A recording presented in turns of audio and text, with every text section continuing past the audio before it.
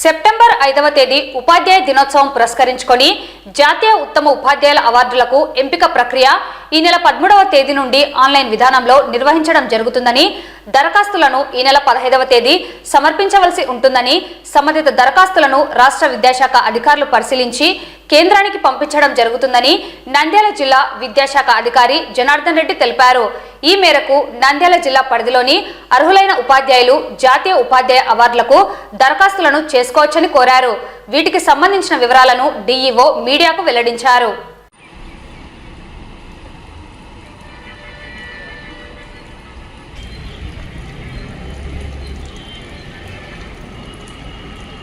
విద్యా హక్కు చట్టం ద్వారా ప్రతి పౌరుడికి విద్యను అందించే బాధ్యత ప్రభుత్వం మీద ఉంది.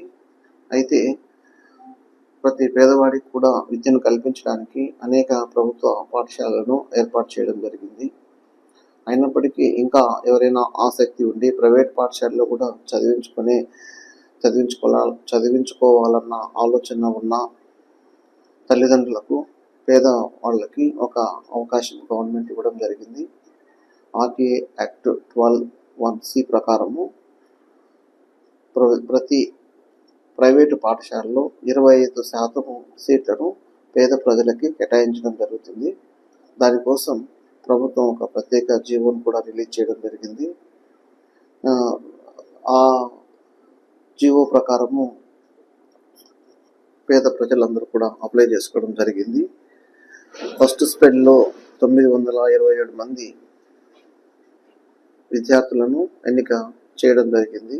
అందులో 537 మంది విద్యార్థులకు అడ్మిషన్ ఇవ్వడం జరిగింది. 390 మంది విద్యార్థులు అడ్మిషన్ తీసుకోలేకపోయారు వివిధ కారణాల వల్ల. కొంతమంది సరైన టైంలో సర్టిఫికేట్స్